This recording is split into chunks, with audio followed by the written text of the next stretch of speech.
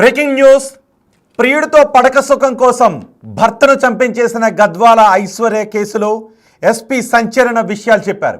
నిజానికి ఈ ఘటన వెలుగు చూసిన తర్వాత తెలుగు రాష్ట్రాల్లో చాలామంది పెళ్లికైన అబ్బాయిలు పెళ్లి చేసుకోవాలి అంటే భయం వేస్తోంది అనే అభిప్రాయాలు. ఎక్కడ మాట్లాడుకున్నా పెళ్లికైన అబ్బాయిలు మాట్లాడుకునేటప్పుడు పెళ్లి చేసుకోవాలంటే భయం వేస్తోంది. పెళ్లికి ముందు పెళ్లి చేసుకునే సమయంలో చాలా విషయాలు పెళ్లి చేసుకునే మనిషిని అడగాలి అని అనిపిస్తుంది. ఈ విషయాలు క్లారిటీ వచ్చిన తర్వాత పెళ్లి చేసుకోవాలి, లేదంటే జీవితం ఏమైపోతుందో అని చర్చించుకుంటున్న అబ్బాయిల సంఖ్య కూడా పెరుగుతుంది. ఐశ్వర్య అచ్చం సోనం లాగే మేఘాలయలో సోనం ఘటనను కూడా మనం ఇక్కడ గుర్తు చేసుకోవాలి కదా. మేఘాలయలో రఘువంశీని పెళ్లి చేసుకున్న సోనం ఘటన మొత్తం దేశవ్యాప్తంగా సంచలనం సృష్టించింది. అన్ని రాష్ట్రాల్లోనూ ఆ ఘటన గురించే మాట్లాడుకున్నారు.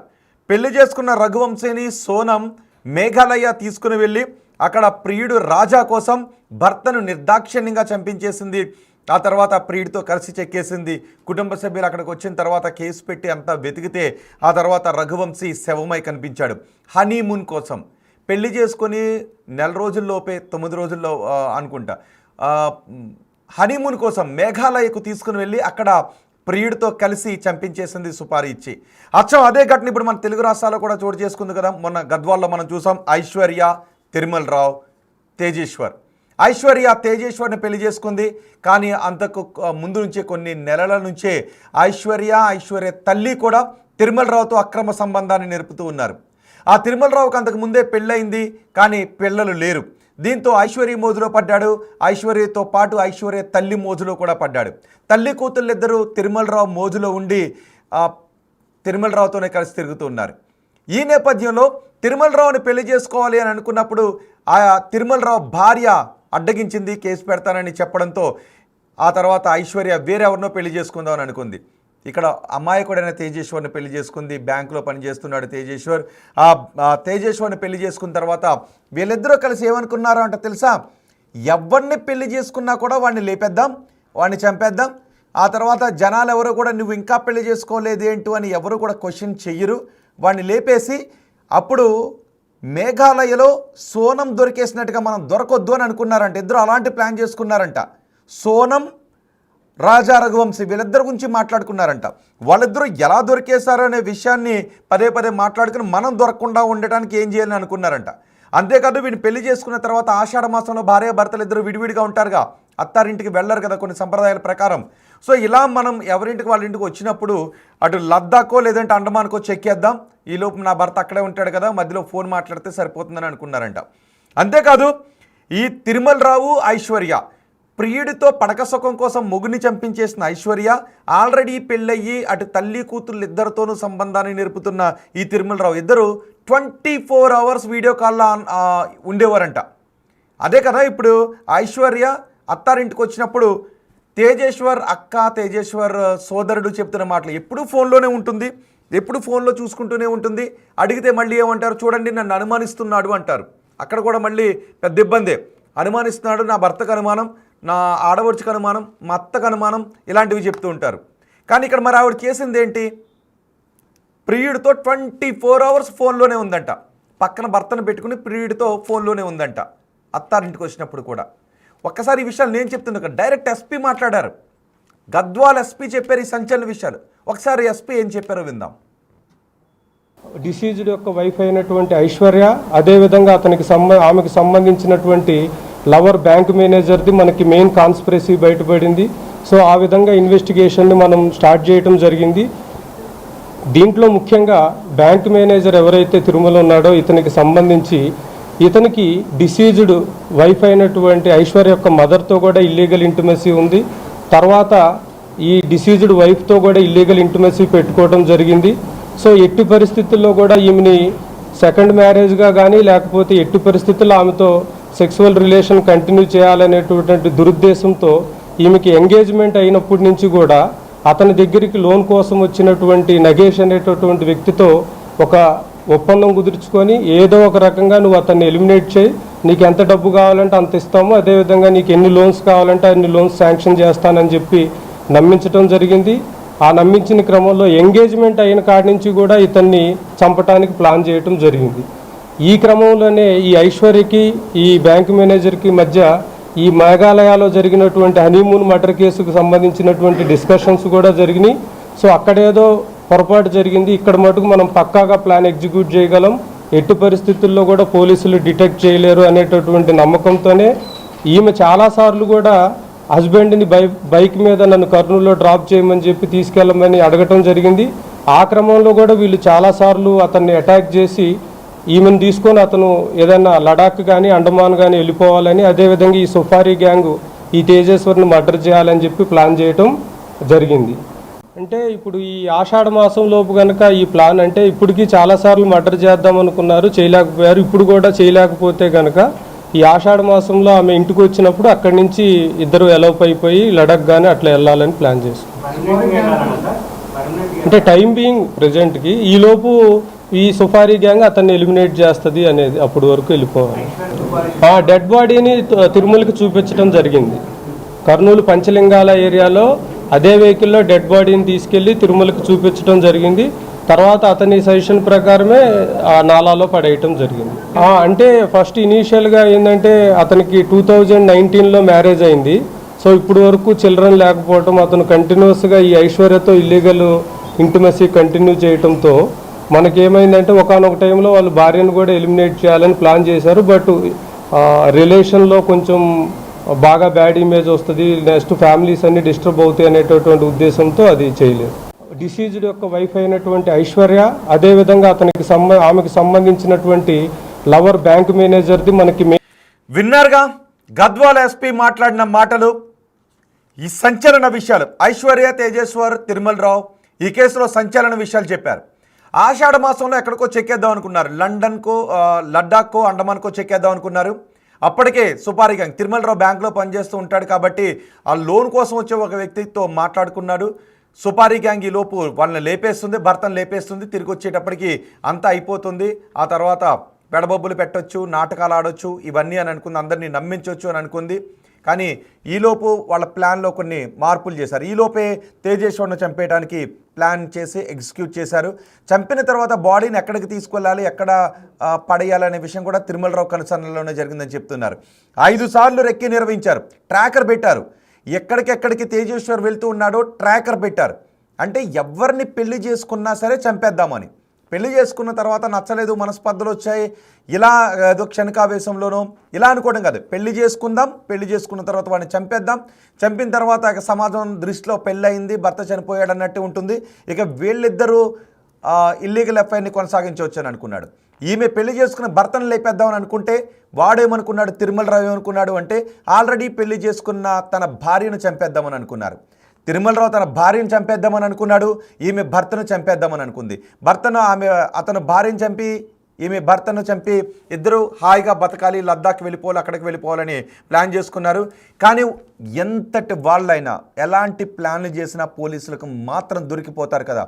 వీళ్ళు ఏమనుకున్నారు, మేఘాలయలో సోనం దొరికినట్టుగా దొరకొద్దు అని అనుకున్నారంట. వాళ్ళ గురించి ఎక్కువ మాట్లాడుకున్నారు. కానీ అక్కడ సోనం కూడా దొరికింది కదా. ఇలాంటి పిచ్చి పిచ్చి వేషాలు వేస్తే, ఇలాంటి మర్డర్లకు ప్లాన్ చేస్తే, ఇలాంటి క్రూరమైన మర్డర్ చేసిన వాళ్ళు దొరకలేదు చెప్పండి. మీరు ఎలాంటి వేషాలు వేసినా, ఎలాంటి మర్డర్లు చేసినా దొరికిపోతారు. ఇప్పుడు అనవసరంగా ప్రియుడిపై మోజుతో భర్తను చంపేసి ఈమె భార్యను చంపేద్దామని ప్లాన్ చేసి పోనీ ఆమె బతికి బట్ట కట్టగలిగింది ఆమె. ఈ ప్రియురాలు మోజులో ఆమె భర్తను చంపేసి తిరుమలరావు బ్యాంకు ఉద్యోగం పోయింది, ఆమెకు జీవితం నాశనమైంది, ఇన్ని కుటుంబాలు రోడ్డు మీద పడ్డాయి. ఇంతకుముందు ఎస్పీ చెప్పిన మాటలు వింటే మీకు ఏమనిపిస్తుంది, ఎంత క్రూరంగా ఆలోచించిందో చూసారా. కనీసం మానవత్వం లేదు, భర్త అనే అనుబంధం లేదు, చంపేద్దాము అని ముందే ప్లాన్ చేసుకునే చంపేసింది. ఇప్పుడు అబ్బాయిలందరూ చాలామంది ఇదే చెప్తున్నారు, పెళ్లి చేసుకోవాలంటే భయం వేస్తుందని. మరొక్కసారి చెప్తున్నా, మీకు నిజంగా ప్రియుడు ఉంటే, పెళ్లికి ముందు ప్రియుడు ఉంటే ఆ ప్రియుడితోనే ఉండండి. ఒకవేళ ఆ ప్రియుడికి వేరే పెళ్ళి అయిపోతే ప్రియుడిని తలుచుకొని మీ జీవితాన్ని అలా గడిపేయండి. అంతే తప్ప ఎవరినో పెళ్లి చేసుకుందాం, వాళ్ళని లేపేద్దాం, ప్రియుడితో చెక్కేద్దాం అని మాత్రం అనుకోకండి. ఎందుకంటే వాళ్ళతో కూడా ప్రాణమే కదా, వాళ్ళకు కూడా ఒక తల్లి ఒక కుటుంబం ఉంటుంది కదా, వాళ్ళకు కూడా జీవితం మీద, అబ్బాయిలు కూడా జీవితం మీద ఎన్నో ఆశలు ఉంటాయి కదా. పెళ్లి చేసుకున్న భర్తతో కాపురం చేయండి. నచ్చకపోతే పర్వాలేదు, డివోర్స్ తీసుకోండి కదా. ఒకవేళ మీరు పెళ్లి చేసుకున్న వ్యక్తి నచ్చలేదు, ఏదో కారణం చేత నచ్చలేదు, మనస్పర్ధలు వచ్చాయి, లేదంటే ఎవరి మీదకో మోజు మళ్ళింది, మనసు మళ్ళింది, డివోర్స్ తీసుకోండి. నాకు నువ్వు నచ్చలేదు అని చెప్పండి. చట్టం అవకాశాన్ని కల్పించింది కదా, మరి ఎందుకు చంపేశారు ఇలా? ఎందుకు చంపేస్తున్నారు? ఒకటా రెండా? ఎన్ని ఘటనలు చోటు చేసుకోలేదు? కేవలం ప్రియుడి మీద మోజుతో భర్తలను చంపేసిన ఎన్ని ఘటనలు చోటు చేసుకున్నాయి. అక్కడ సోనం, ఇక్కడ ఐశ్వర్య, అంతకుముందు ఇంకో లక్ష్మి, అంతకుముందు ఇంకో స్వాతి, ఎంతమందిని చంపేస్తారు ప్రియుడి పైన మోజుతో. మరొక్కసారి చెప్తున్నా, ఇష్టం లేకపోతే పెళ్లి చేసుకోకండి. పెళ్లికి ముందు ప్రియుడే ఉంటే, ఆ ప్రియుడికి పెళ్ళి అయిపోతే దూరంగా ఉంటే ఎలా దగ్గర అవ్వాలో మీరు ట్రై చేసుకోండి. కానీ ఇంకొకరిని పెళ్లి చేసుకుని వాడిని చంపేసి ప్రియుడికి దగ్గర అవుదాం లాంటి దుర్మార్గమైన ఆలోచనలు పెట్టుకోకండి. మనం చూసాం కదా, ఉత్తరప్రదేశ్లో ఎక్కడో పెళ్లి చేసుకున్నారు. ఫస్ట్ నైట్ రోజు భర్త దగ్గరికి వెళ్దాం అనుకుని ముసుగు తీశాడంట. ఆమె ముసుగు వేసుకుని ఉందంట. ఆ ముసుగు తీస్తే కత్తి పట్టుకుని ఉందంట. దగ్గరికి వస్తే చంపేస్తా, ఒక 35 ముక్కల కింద చేసేస్తా అని చెప్పిందంట. నన్ను ముట్టుకోవద్దు, నా దగ్గరికి రావద్దు, దగ్గరికి వస్తే చంపేస్తానందంట. తర్వాత గోడ దూకి జంప్ అయిపోయింది, ప్రియుడితో వెళ్ళిపోయింది. పోనీ అదృష్టం చంపకుండా వెళ్ళిపోయింది. ఒకవేళ వాళ్ళిద్దరికి ఏమైనా జరిగి ఉంటే తర్వాత ఏ మొత్తం విషమో పెట్టి కత్తితో పొడిచో పారిపోయి ఉంటే మళ్ళీ ఇలాంటి ఘటన గురించి మనం మాట్లాడుకోవాల్సి వచ్చి ఉండేది. ఆమె ఆ పెళ్లి కూడా చేసుకోకుండా ఉండాల్సిందే. పెళ్లి చేసుకున్న తర్వాత దగ్గరికి వస్తే ముట్టుకుంటే చంపేస్తానని కత్తి చూపించిన ఆమె బహుశా అది కూడా చేసుకోకుండా ఉండాల్సింది. కానీ ఈమె ఏం చేసింది? ఐశ్వర్య ఏం చేసింది? పెళ్లి చేసుకొని భర్తను నమ్మించి అత్తారింటికి వెళ్ళి సుపారీ ఇచ్చి లక్షల రూపాయలు ఇచ్చి చంపించి ఎక్కడో కాలంలో పడేసింది. ఆ ఎస్పీ చెప్తున్న మాటలు వింటే ఒక్కసారిగా భయానికి గురయ్యే మాటలు చెప్పారు. మా ప్రతినిధి శంకర్ ఉన్నారు పూర్తి సమాచారం అందించడానికి.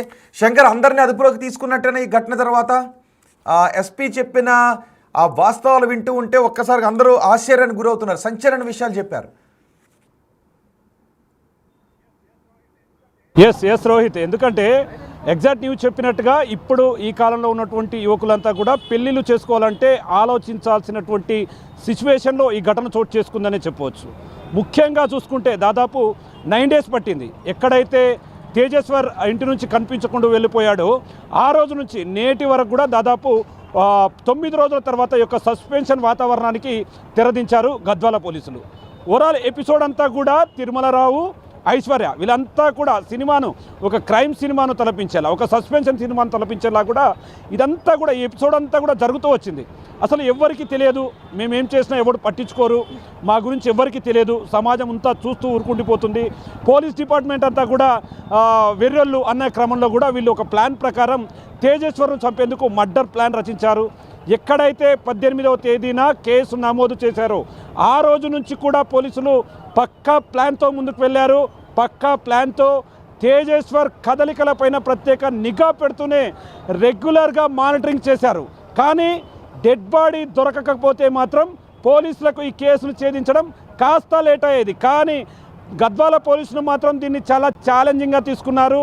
ఎస్పీ శ్రీనివాసరావు ప్రత్యేక బృందాల ద్వారా దీని మీద అప్రమత్తతతో వ్యవహరించడంతో ఒక్కసారిగా ఈ నిందితులపైన కూడా ప్రత్యేకమైనటువంటి దృష్టి సారించినటువంటి సిచ్యువేషన్ ఇక్కడ కనపడుతుంది. మొత్తంగా చూస్తే 21వ తేదీన అన్నౌన్ డెడ్ బాడీగా పానీయంలో గుర్తించారు.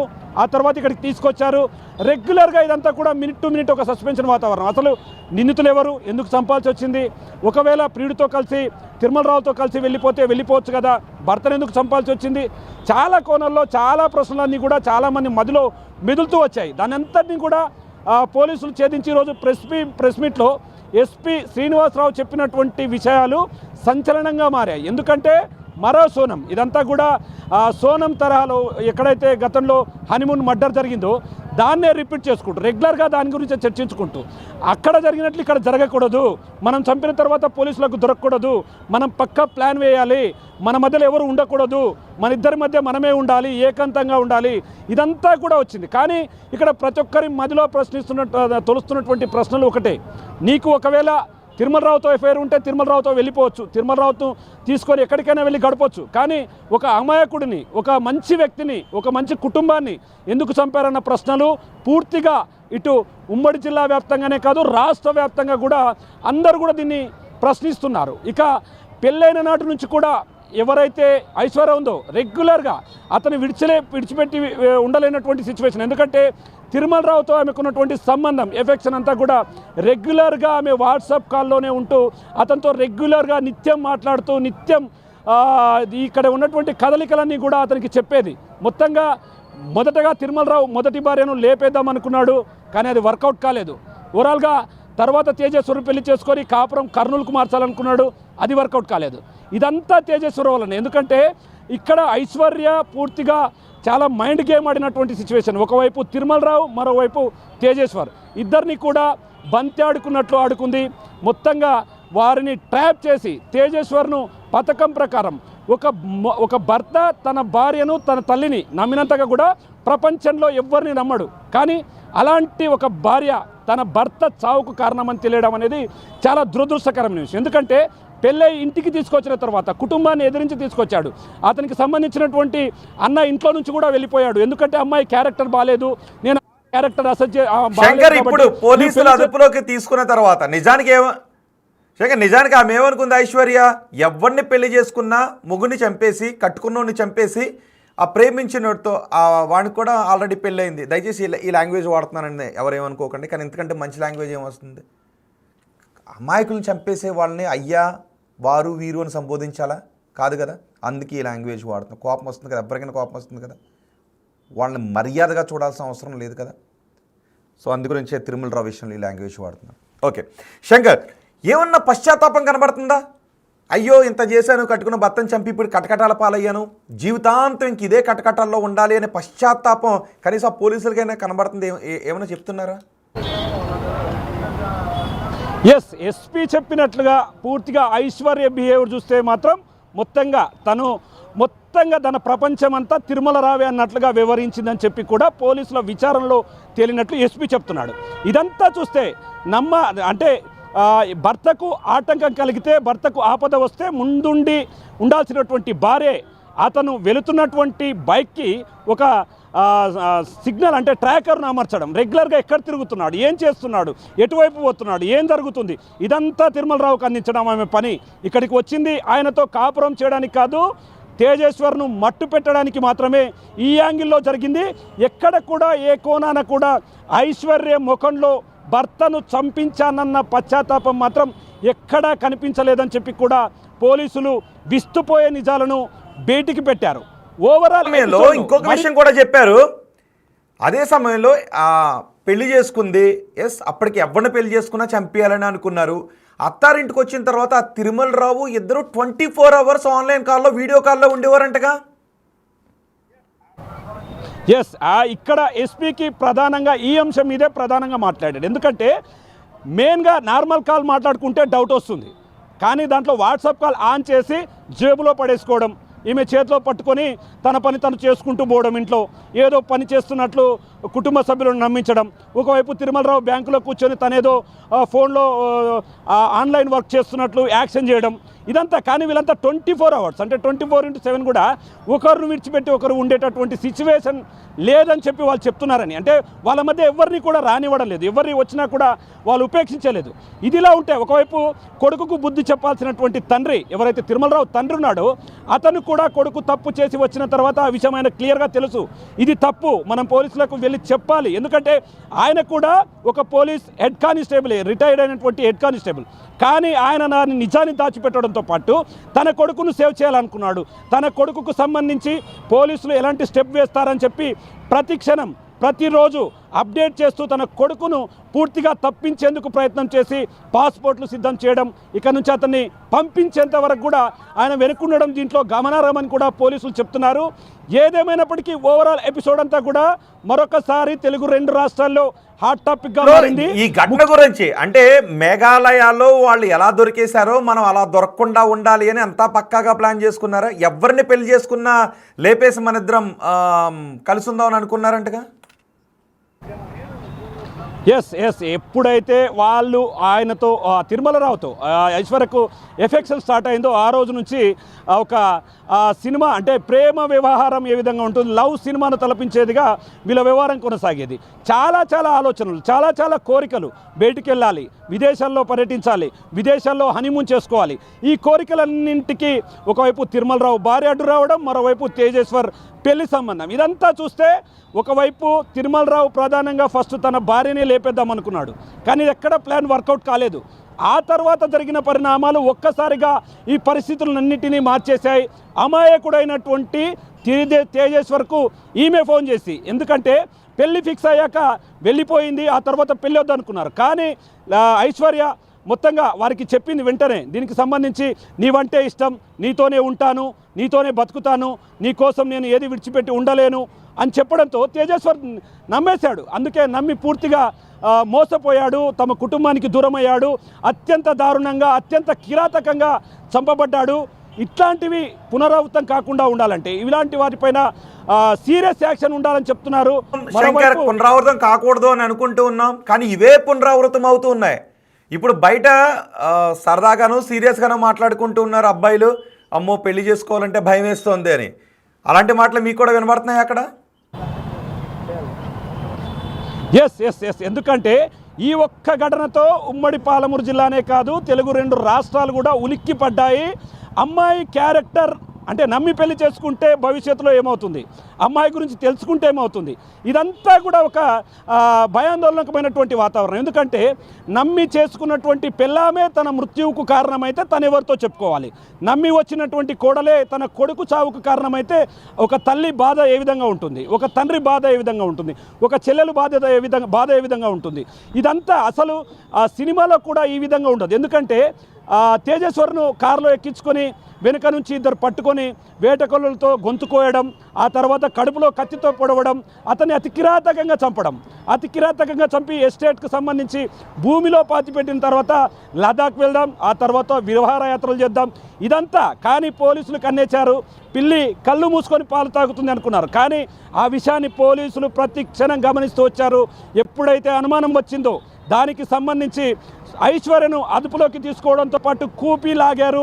దాంట్లో సుఫారీ గ్యాంగ్తో పాటు మరో 3 కూడా అదుపులోకి తీసుకొని మొత్తం 8 మందిని కూడా అదుపులోకి తీసుకున్నటువంటి సిచ్యువేషన్ కనపడుతుంది. ఏదేమైనప్పటికీ ఎపిసోడ్ అంతా కూడా మొత్తంగా ఒక క్షణం కూడా ఒక సస్పెన్షన్ మూవీని తలపించేది ఉంది. ఎట్టకేలకు పోలీసులు దీన్ని కంప్లీట్ చేసి రాబోయే రోజుల్లో ఒకవైపు యువతకు మరోవైపు మహిళలకు కూడా ఒక సందేశాన్ని ఇచ్చారు. ఎందుకంటే మన మైండ్ సెట్ మంచిగా ఉండాలి, మనం మంచిగా ఉండాలి, సమాజానికి ఒక మంచి మెసేజ్ని ఇవ్వాలి. సమాజంలో స్త్రీలంటే చాలా గౌరవం ఉంటుంది, కానీ అలాంటి గౌరవాన్ని భంగం కలిగించే విధంగా ఇట్లాంటి వాటికి మహిళలు పూనుకోవద్దని చెప్పి కూడా ఆయన నేరుగా చెప్పినటువంటి సిచ్యువేషన్ ఈ ఘటనలో కనిపిస్తుంది. రోహిత్, శంకర్, మొత్తానికి ఈరోజు గద్వాల ఎస్పీ ఈ తేజేశ్వర్ మర్డర్ కేసులో ప్రియుడి మోజులో భర్తను చంపించేసిన ఐశ్వర్య కేసులో సంచలన విషయాలు చెప్పారు. పక్కన భర్త ఫోన్లో, ప్రియుడు వీడియో కాల్లో, పైగా 24 hours. ఆ తర్వాత ఆషాఢ మాసంలో చెక్కేద్దామని అనుకున్నారు. ఎందుకంటే అత్తారింటికి వెళ్ళరు కాబట్టి భర్త ఒక చోట భార్య ఒక చోట ఉంటారు కదా. ఆ తర్వాత భార్య పుట్టింటికి వెళ్ళి అక్కడ నుంచి ప్రియుడితో కలిసి లద్దాఖ్కో అండమాన్కో చెక్కేద్దాం అనుకున్నారు. ఈలోపు సుపారీ గ్యాంగ్ ఈ తేజేశ్వర్ని చంపేస్తుంది, మన హాయిగా ఉందామని అనుకున్నారు. భర్త రక్తపు మరకల మీద దుప్పట్టు పరుచుకొని ప్రియుడు పక్కన పడుకోవాలని ఎలా అనిపించింది ఐశ్వర్య నీకు? భర్త రక్తపు మరకల మీద దుప్పటి కప్పుకొని ప్రియుడితో శృంగారం చేయాలని ఎలా అనిపించింది ఐశ్వర్య నీకు? అక్కడ సోనం, ఇక్కడ ఐశ్వర్య, గతంలో స్వాతి. భార్యను చంపేసి ఆ రక్తపు మరకల మీద దుప్పటి పరిచి ఐశ్వర్యతో శృంగారం చేయాలని ఎలా అనిపించింది తిరుమలరావు నీకు? భార్యను చంపేద్దామని అనుకున్నాడు కదా. ఇలా భర్తను ఒక్కరినే కాదు, కానీ భర్తలను చంపుతున్న భార్యలు ఎక్కువ మంది కనబడుతూ ఉన్నారు. ఇప్పుడు ఈ తిరుమలరావు భార్యను కూడా చంపేద్దామని అనుకున్నాడు. ఇలాంటి సంచలన విషయాలు ఈరోజు ఎస్పీ ప్రెస్ మీట్లో బయటకు వచ్చాయి. సోనంను ఆదర్శంగా తీసుకున్నారంట. సోనం దొరికినట్టుగా మనం దొరకొద్దు అని అనుకున్నారంట. సోనం ఘటన తెలుగు రాష్ట్రాలతో పాటు మొత్తం దేశవ్యాప్తంగా ప్రకంపనలు సృష్టించింది కదా. ఇప్పుడు అబ్బాయిలందరూ పెళ్లి చేసుకోవాలి అంటే రేపు ఏమవుతుందో అనే ఒక భయాన్ని వ్యక్తం చేస్తూ ఉన్నారు. సో ఇప్పుడు ఈ ఘటన బయటకు వచ్చిన తర్వాత ఎస్పీ అలాంటి సంచలన విషయాలు చెప్పిన తర్వాత మీకేమనిపిస్తుంది? పైగా ఐశ్వర్య ముఖంలో ఏమాత్రం పశ్చాత్తాపం లేదంట. మరి ఇంకొకసారి చెప్తున్నా చూడండి ఒకసారి. ఇలాంటి వాళ్ళు మన స్వాతిని చూసాం, గతంలో ఒక లక్ష్మిని చూసాం, ఐశ్వర్యని చూసాం, ఇప్పుడు ఈ కేసు సోనమ్ని కూడా మనం చూస్తున్నాం. ఇలాంటి ఆలోచనలు ఎవరికైనా ఉంటే ఒక్కసారి దీన్ని చూసి బుద్ధి తెచ్చుకోండి, జ్ఞానం తెచ్చుకోండి. భర్తను చంపేసి ప్రియుడితో లేచిపోదామని అనుకున్నా, భార్యను చంపేసి ప్రియురాలతో చెక్కేద్దామని అనుకున్నా మీరు చట్టానికి దొరికిపోతారు. ఆ తర్వాత జీవితాంతం ఓచలు లెక్క పెడుతూ జైల్లో రాయి మీద కింద పడుకోవాల్సి వస్తుంది. పక్కన ఎవరో కూడా ఉండరు. ఇంకా ఈమెకి పక్కన భర్తను పెట్టుకుంది, ఫోన్లో ప్రియుని పెట్టుకుంది, కానీ జైల్లో ఉంటే ఎవ్వరు ఉండరు.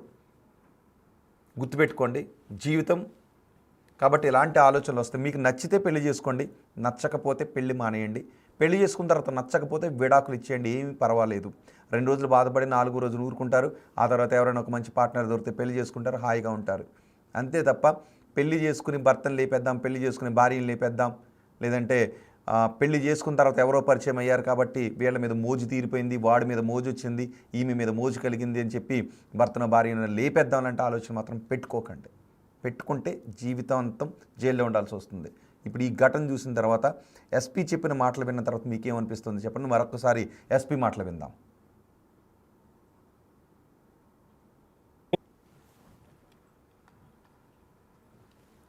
చేయటం జరిగింది.